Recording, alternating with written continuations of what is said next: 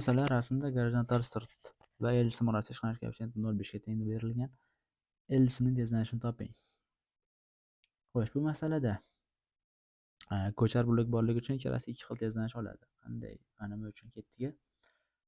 Misol uchun, L sim bog'langan ip L masofaga qandaydir L masofaga qiymati o'zgarsa, ya'ni kamaysa, bu tomon L masofaga ortishi kerak, lekin ip ikkala tomonda borligi uchun L taqsim 2 va L taqsim 2 bo'lib bo'ladi. Demak, mana yukni o'zgarishi ham L taqsim 2 masofaga tushishi kerak yuk ham. Demak, bu A1 tezlanish bilan bu tomonga harakat qilsa, demak, M2 massali sim bo'lsa, pastga A2 tezlanish bilan harakat qilar ekan. Demak, L masofani A1 T kvadrat taqsim 2 sifatida qaraymiz. K jismdagina bo'lsa, L taqsim 2 masofasini A2 T kvadrat taqsim 2 qilib bitta nisbatlab olsak o'sini L bo'lingan L taqsim 2 teng bo'lishi kerak A1 T kvadrat taqsim 2 A2 T kvadrat taqsim 2. T kvadrat taqsim 2 lar bir xil qisqarib ketyapti. L bilan L qisqarsa 2 tepaga ko'paytirib chiqib qoladi. Shuning evaziga 2 teng A1 taqsim A2 paydo bo'ladi. Bu yerdan bo'lsa A2 teng A1 teng 2 ta A2 degan qiymat kelib chiqadi. Mana bunday. Xo'sh, endi nima qilamiz?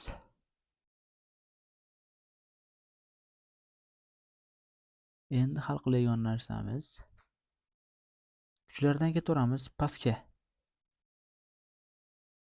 M2G og'irlik kuchi bor. Pastga A tezlanish bo'lsa, demak yuqoriga M2A2 inersiya kuchi bo'ladi. Endi harakat bu tomonga bo'lsa, unga qarama-qarshi ema bo'ladi-da, faqat buni biz M1A1 sifatida olyapmiz. Xo'sh, orqaga yonilgan harakatga qarshilik kuchi bor, bu ishqalanish. Ishqalanish bilan gaplashib olsak, uni formulasi mu n da va normalimiz hozir M1G ga teng, demak uni qiymati 10 newton.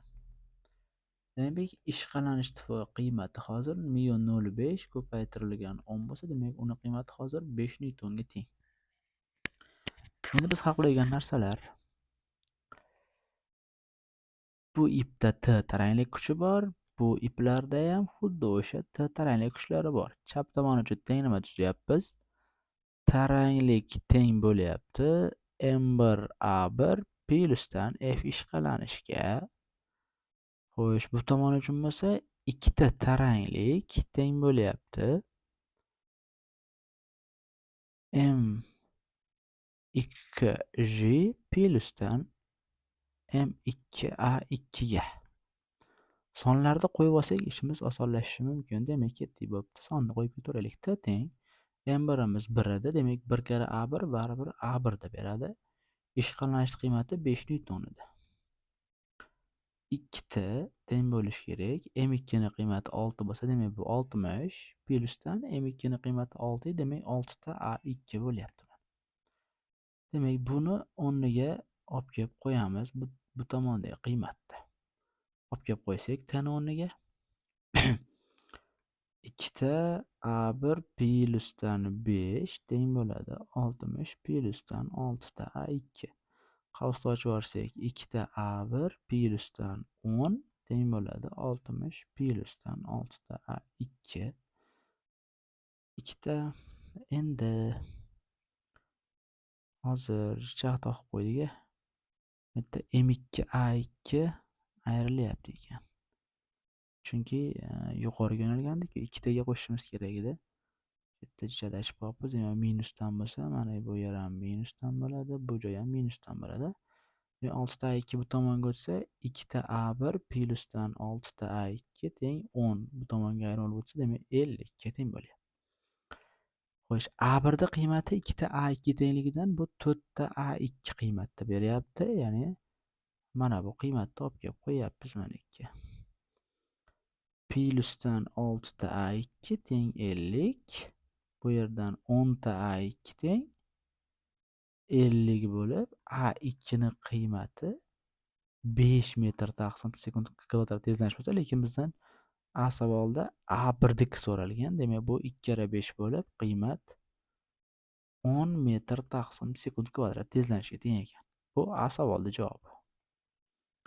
Endi B savolga o'tsak, arqonning tetralik kuchi qanday? Ixtiyoriy bittasiga borib qo'ysak bo'laveradi. Misol uchun yuqoriga qo'ysak, T teng bo'lishi kerak ekan. M1imiz 1, tezlanishimiz A1 tezlanishimiz 10 ga teng edi.